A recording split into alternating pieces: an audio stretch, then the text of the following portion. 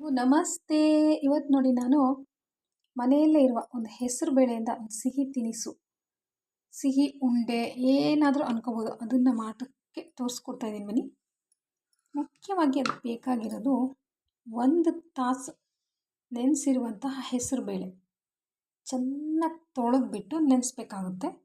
ಮತ್ತು ನೆನೆಸಿದ ಮೇಲೂ ಕೂಡ ಚೆನ್ನಾಗಿ ತಿಕ್ಕಿ ಈ ಥರ ತೊಳೆಯೋದ್ರಿಂದ ಇದರ ಹಸಿಗೆ ವಾಸನೆ ಅಂತಾರಲ್ವ, ಆ ವಾಸನೆ ಎಲ್ಲ ಹೋಗುತ್ತೆ. ಮತ್ತು ಅದಕ್ಕೆ ನಾನೀಗ 2 ಏಲಕ್ಕಿ ಹಾಕಿದ್ದೀನಿ. ಘಮಿಸೋ ಒಂದು ಉಂಡೆ ಆಗಿರುತ್ತದೆ ಇದು, ಅದಕ್ಕೋಸ್ಕರ ಏಲಕ್ಕಿನೇ ಪರಿಮಳ ಚೆನ್ನಾಗಿರುತ್ತೆ ಅದಕ್ಕೆ. ಆಮೇಲೆ 1 ಬೌಲಷ್ಟು ಸಕ್ಕರೆ, ಅದಕ್ಕೆ 2 ಕೇಸರಿ ದಳ ಹಾಕಿದ್ದೀನಿ ನೋಡಿ. ಮತ್ತು 1/4 ಬೌಲಷ್ಟು ಗೋಧಿ ರವೆ. ನಮ್ಮ ಮನೇಲಿ ಯಾವ ರವೆ ಇರುತ್ತೋ ಅದು ತಗೊಳ್ಳಿ. ಚಿರೋಟಿ ರವೆ, ಬಾಂಬೆ ರವೆ ಅಂತೀವಲ್ವ, ಆ ಥರ ರವೆನಾದರೂ ಓಕೆ. 1/4 ಬೌಲಷ್ಟು ಗೋಧಿ ರವೆ, 1 ಬೌಲ್ ಸಕ್ಕರೆ, ಅರ್ಧ ಬೌಲಷ್ಟು ಹೆಸರುಬೇಳೆ. ಇವಾಗ ಹೇಗೆ ಮಾಡೋದು ಅಂತ ತೋರಿಸ್ಕೊಡ್ತೀನಿ ಬನ್ನಿ. ಇದನ್ನು ಮಿಕ್ಸಿ ಮಾಡ್ಕೊಬೇಕಾಗುತ್ತೆ. ಇದು ನೀರು ಎಷ್ಟು ಮುಳುಗುತ್ತೆ ಅಲ್ವ ಅಷ್ಟೇ ನೀರು ಸಾಕಾಗುತ್ತೆ, ನೀರು ಏನು ಹಾಕೋದು ಬೇಡ. ಅದಕ್ಕೆ ಈ ಗೋಧಿ ರವೆ ಹಾಕಿಬಿಟ್ಟು ಮಿಕ್ಸಿ ಮಾಡ್ಕೋಬೇಕು. ಬನ್ನಿ ಮಿಕ್ಸಿ ಮಾಡ್ಕೊಬರೋಣ. ಇವಾಗ ಮಿಕ್ಸಿ ಜಾರಿಗೆ ಈ ಥರ ಹೆಸರುಬೇಳೆ ಹಾಕ್ಕೊಂಡು ನಂತರ ಈ ಗೋಧಿ ರವೆ ಕೂಡ ಹಾಕ್ಕೊಳ್ಬೇಕಾಗುತ್ತೆ ನೋಡಿ. ಎರಡೂ ಇಷ್ಟೇ, ನೀರೇನು ಹಾಕಬಾರ್ದು. ಸ್ವಲ್ಪ ತರಿಯಾಗಿ ಅಂತಾರಲ್ವ ಆ ಥರ ಮಿಕ್ಸಿ ಮಾಡ್ಕೊಬೇಕಾಗುತ್ತೆ. ಒಣಕ್ಲು ಥರ ಅಂತಾರಲ್ವ ಆ ರೀತಿ ನೋಡಿ. ಇವಾಗ ಈ ಥರ ತರಿ ರವೆಯಾಗಿ ಅಂತಾರಲ್ವ ಹೀಗೆ ರುಬ್ಕೋಬೇಕಾಗುತ್ತೆ ಮಿಕ್ಸಿಯಲ್ಲಿ. 1 ತಾಸು ನೆನೆಸಿರೋ ಹೆಸರು ಬೇಳೆಯನ್ನು ಸ್ವಲ್ಪ ಗೋಧಿ ರವೆ ಹಾಕಿ ಮಿಕ್ಸಿ ಮಾಡ್ಕೊಂಡಿರೋದು, ಮತ್ತು ನೀರು ಹೆಚ್ಚಿಗೆ ಹಾಕ್ಕೊಳ್ಳೋ ಹಾಗಿಲ್ಲ. ಇವಾಗ ಒಂದು ಪಾತ್ರೆಯಲ್ಲಿ ಗೋಡಂಬಿ ದ್ರಾಕ್ಷಿ ಹುರ್ಕೊಳ್ಳೋಣ ಬನ್ನಿ. ಈ ಒಂದು ಸ್ವೀಟಿಗೆ 1/4 ಬೌಲಷ್ಟು ತುಪ್ಪ ಬೇಕಾಗುತ್ತೆ. ಅದರಲ್ಲಿ ಒಂದು 2 ಸ್ಪೂನಷ್ಟು ಹಾಕ್ಕೊಳ್ಳೋಣ, ಗೋಡಂಬಿ ದ್ರಾಕ್ಷಿ ಹುರ್ಕೊಳ್ಳೋದಕ್ಕೋಸ್ಕರ.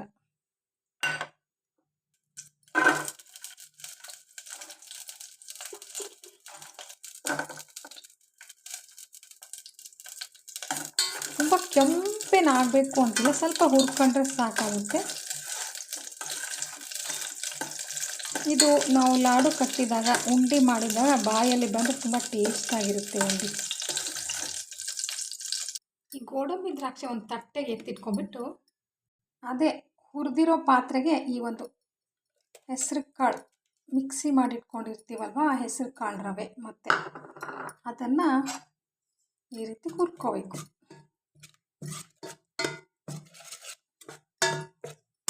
ಮತ್ತು ಅದಕ್ಕೆ ಇನ್ನೊಂದು 2 ಸ್ಪೂನಷ್ಟು ತುಪ್ಪ ಹಾಕ್ಬಿಟ್ಟು ಕೆಳಗಿಳಿಸ್ಕೊಂಡು ಈ ಥರ ಹುರ್ಕೋಬೇಕು, ಈ ಥರ ಮಿಕ್ಸ್ ಮಾಡ್ಕೋಬೇಕು ತುಪ್ಪದಲ್ಲಿ.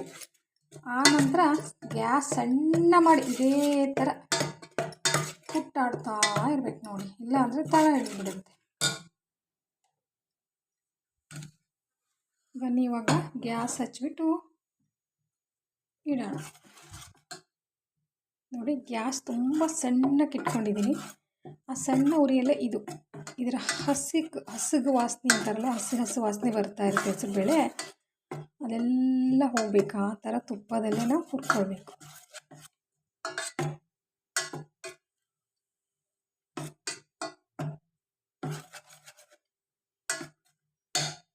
ಮತ್ತು ಇನ್ನೊಂದು ಪಾತ್ರೆ ತೆಗೆದುಕೊಂಡು ಈ ಥರ ಸಕ್ಕರೆ ಹಾಕಿ ಸ್ವಲ್ಪ ಅದು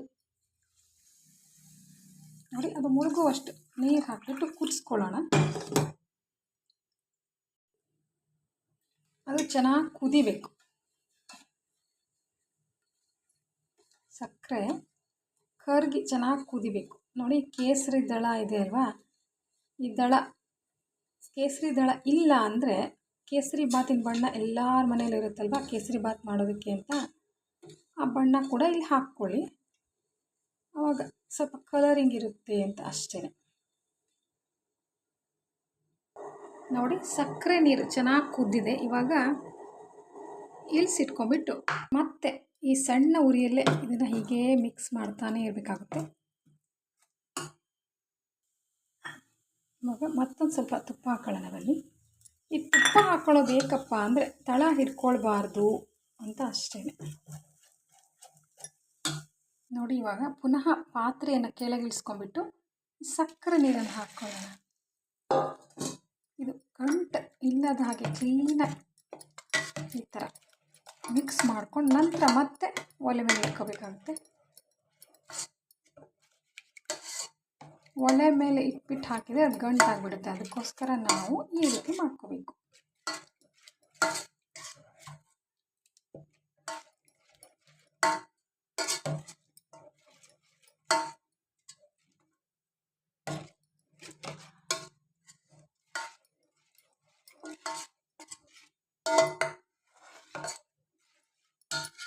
ಇವಾಗ ಸ್ಟವ್ ಮೇಲೆ ಇಡೋಣ ಬನ್ನಿ.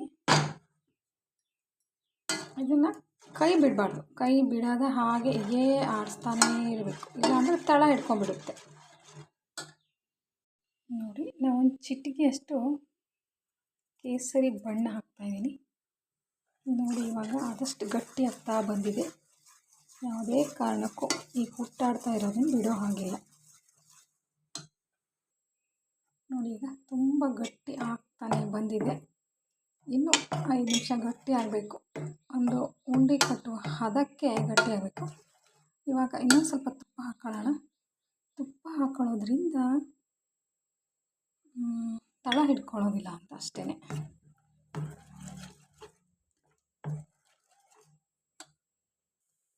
ನೋಡಿ, ಇನ್ನೂ ತಳ ಬಿಡದ ಹಾಗೆ ಹುರಿತಾನೇ ಇರಬೇಕು. ಇದೇನಾದರೂ ಪಾತ್ರೆಗೆ ಅಂಟ್ಕೊಬಿಟ್ರೆ ಅಲ್ಲಿಗೆ ನಮ್ಮ ಉಂಡೆ ಎಂತಕ್ಕೂ ಬರಲ್ಲ. ಅದಕ್ಕೋಸ್ಕರ ಬಿಡದೇನೆ ನಾವು ಈ ಥರ ಹುಟ್ಟಾಡ್ತಾನೇ ಇರಬೇಕು. ಇನ್ನೊಂದು ಸ್ವಲ್ಪ ತುಪ್ಪ ಹಾಕ್ಕೊಳ್ಳೋಣ ಬನ್ನಿ. ತುಪ್ಪ ಆವಾಗವಾಗ ಹಾಕ್ತಾ ಮಗಿಸ್ತಾ ಇದ್ದರೆ ತಳ ಹಿಡ್ಕೊಳ್ಳಲ್ಲ. ನೋಡಿ, ಇನ್ನೂ 2 ನಿಮಿಷ ಬೇಯಬೇಕಾಗುತ್ತೆ. 2 ನಿಮಿಷ ಆದಮೇಲೆ ಗಟ್ಟಿಯಾಗುತ್ತೆ.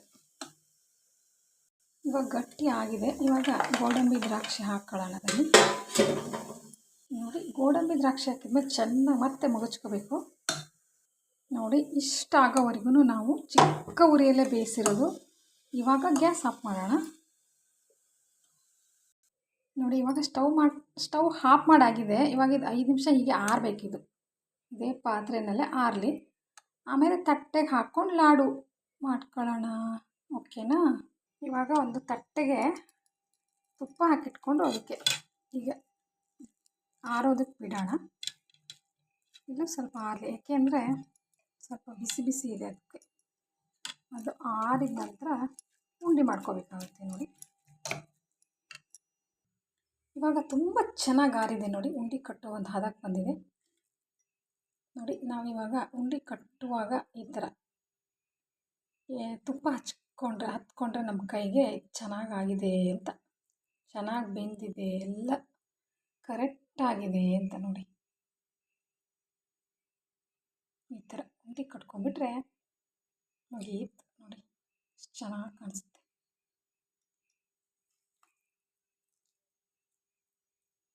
ಮತ್ತು ಹೆಸರು ಬೇಳೆ ಇದೆ ಅಲ್ವಾ, ತುಂಬ ತಂಪು ದೇಹಕ್ಕೆ. ನಾವು ಇನ್ಮೇಲೆ ಎಳ್ಳುಂಡೆ ಮತ್ತು ಕಡಲೆ ಉಂಡೆ ಎಲ್ಲ ಉಂಡೆಗಳನ್ನು ಕಟ್ತೀವಲ್ವ, ಆಗ ಎಳ್ಳುಂಡೆ ತಿನ್ನುವವರು ನಮಗೆ ಹೆಚ್ಚಿಗೆ ಎಳ್ಳುಂಡೆ ಬೇಡ, ಅದು ಸ್ವಲ್ಪ ಉಷ್ಣ ಅಂದರೆ ಹೀಟ್ ಅನಿಸುತ್ತೆ, ಬಾಯೆಲ್ಲ ಒಡೆಯುತ್ತೆ, ಅದು ಇದು ಅಂತಾರಲ್ವ, ಅಂಥವ್ರು ಈ ಥರ ಹೆಸರು ಬೇಳೆ ಉಂಡೆ ಕೂಡ ಮಾಡಿಟ್ಕೊಂಡ್ರೆ ಚೆನ್ನಾಗಿರುತ್ತೆ. ನೋಡಿ, ಇದು ತುಂಬ ಅಂದರೆ ತುಂಬ ತಂಪಾಗಿರುತ್ತೆ. ಮತ್ತು ಈ ಉಂಡೆ ಒಂದು ನಮ್ಮ ಅಕ್ಕ ಇದ್ದರು ಒಬ್ಬರು, ಇಂದ್ರತ್ತೆ ಅಂಥೇಳಿ, ಅವರು ಇದನ್ನು ಹೆಸರು ಬೇಳೆನ ಹುರಿದ್ಬಿಟ್ಟು ಮಾಡ್ತಾಯಿದ್ರು. ನಾನು ನೆನೆಸ್ಬಿಟ್ಟು ಮಾಡೋಣ ಹೇಗಾಗುತ್ತೆ ಅಂತ ನೋಡಿ, ಸಖತ್ತಾಗಿ ಬಂತು ಟೇಸ್ಟು. ಈಗ ಒಂದು ಈ ಥರ ಕಟ್ತಾ ಇರುವಾಗ ಎಷ್ಟು ಸ್ಮೆಲ್ ಬರ್ತಾಯಿದೆ ಅಂದರೆ, ಅದ್ರ ಘಮ ಮೋತಿಚೂರ್ ಲಡ್ಡು ಅಂತಾರಲ್ವ, ಈ ತಿಮ್ಮಪ್ಪನ ಪ್ರಸಾದದ ಒಂದು ಲಡ್ಡು ಸ್ಮೆಲ್ ಬರುತ್ತಲ್ವ, ಆ ಥರ ಘಮ ಪರಿಮಳ ಬರ್ತಾಯಿದೆ. ಸಖತ್ತಾಗಿದೆ ನೋಡಿ ಇದು. ವಾವ್, ನಮ್ಮ ಉಂಡೆಗಳು ಹೀಗೆ ರೆಡಿಯಾಗಿವೆ ನೋಡಿ, ಎಷ್ಟು ಚೆಂದ ಕಾಣಿಸುತ್ತವೆ. ಅದರೊಳಗಿರೋ ಗೋಡಂಬಿ ದ್ರಾಕ್ಷಿಗಳು ಎಷ್ಟು ಚೆನ್ನಾಗಿ ಕಾಣಿಸುತ್ತವೆ ಅಂತ. ಮತ್ತು ಸೂಪರಾಗಿರೋ ನೋಡಿ, ಈ ಥರ ಈಗ ತಕ್ಕೊಂಡು ತಿಂದ್ಬಿಟ್ರೆ ಆಹಾ ಎಷ್ಟು ಚೆನ್ನಾಗಿದೆಯಪ್ಪ, ಹಂಗೆ ಬಾಯಲ್ಲಿ ಕರಗುತ್ತೆ ಹಾಗೆ ಇಟ್ಟರೆ. ಟೇಸ್ಟಿಯಾದ ಒಂದು ಹೆಸರು ಬೇಳೆ, ಮನೆಯಲ್ಲೇ ಇರುವ ಒಂದು ಹೆಸರು ಬೇಳೆಯಿಂದ ಈ ರೀತಿ ಉಂಡೆ ತಯಾರಿಸಿದೆ ನೋಡಿ. ನೀವು ಕೂಡ ಮನೆಯಲ್ಲೇ ಮಾಡ್ಕೊಳ್ಳಿ, ತಿನ್ಕೊಳ್ಳಿ. ಓಕೆನಾ?